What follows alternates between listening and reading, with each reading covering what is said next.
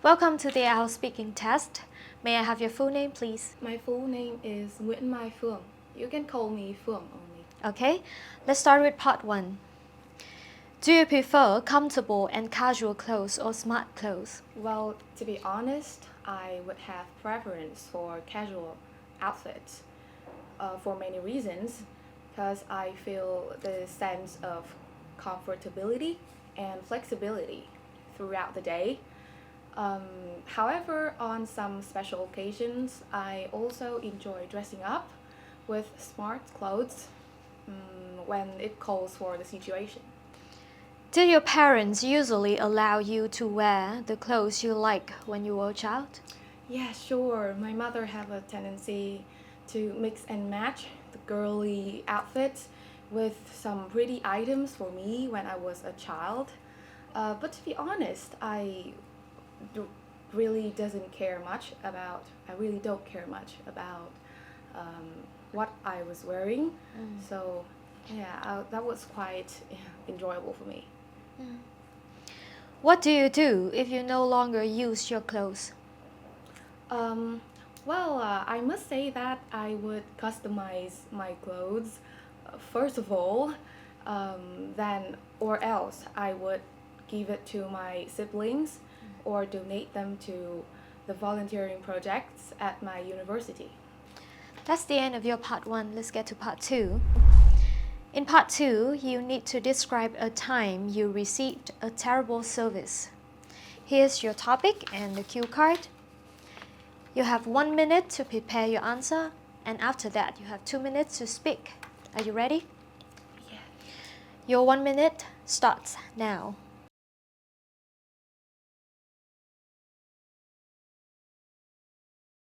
Okay, 1 minute is over.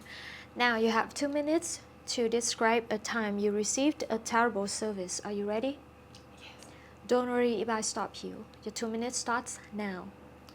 Okay, so it was 2 years ago when I had my first experience with Dookie. It's a famous Korean restaurant back in my hometown at that time. So it was on my 18th birthday. I was just hanging out with my buddies. So we hoped that it was a perfect day filled with happiness. Anyway, my first impression with Dookie was that we had to wait like up to 2 hours to just have lunch there. But that was totally fine. After 2 hours, I met the cashier, but we was welcomed by an unwelcoming facial expressions of the cashier, which made us feel really awkward in that situation. Okay, that was fine. That was empathetic because they had a bunch of clients to serve for. So, okay, back to the food there. We was served cold food, and I continuously asked the waiter to refill the food for us, but there was no response. And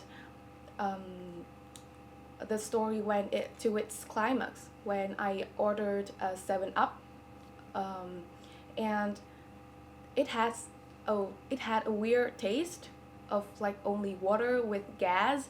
So after all, we just paid for the meal and went back home feeling so bad for the experience. I also emailed to the Dookie to complain about how terrible we experienced on that day. Just in my perspective, I think that customer service plays a crucial role in like maintaining clients' loyalty. Okay, thank you. Your 2 minutes is over. Let's get to part 3. Under what circumstances do people typically receive poor service?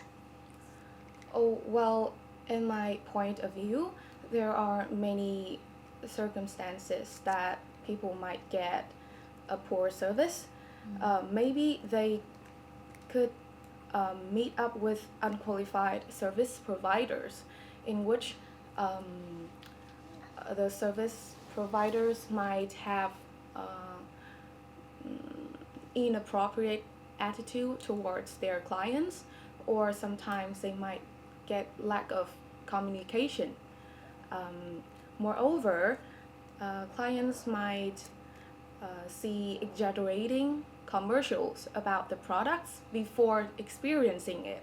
So actually, the overestimation of quality of products might make the customers feel misunderstanding about the brand and over expect the experience that they will have.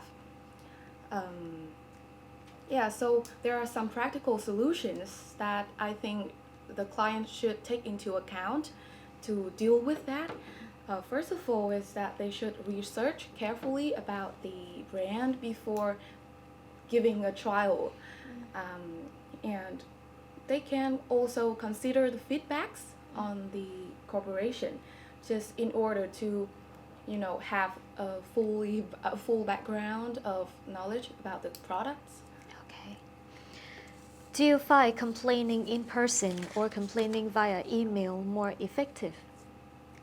Well, I would consider about the email complaining would be more efficient in this situation.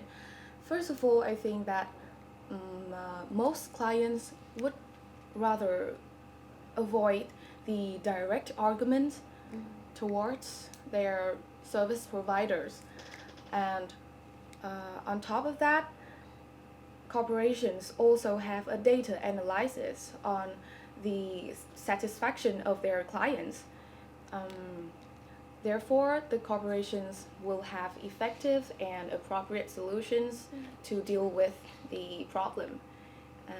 For example, during such confusing situation that clients might have with the business, instead of being rude or being violent to the providers of service, clients might directly complain it in just a message through email, so that they would have the objective feedbacks on the their experience.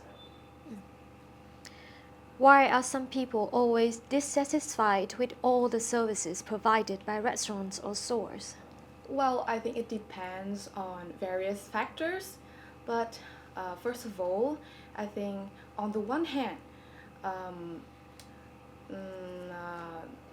some clients would consider that they have a bad luck. Just they might encounter an actual bad experience with the product. However, on the other hand, maybe it is more about their personality traits. For example, the impatient and hot-tempered people might find it irritating with every kinds of situation that they are getting in. And there are some cases that the customers was trying to complain it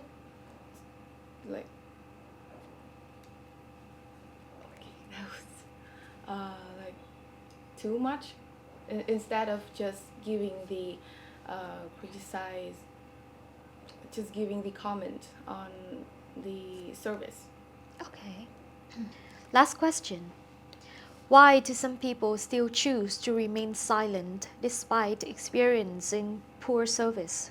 Well, I think that in most cases, people would try to prevent the confrontational situation instead of having unnecessary conflicts with the service providers.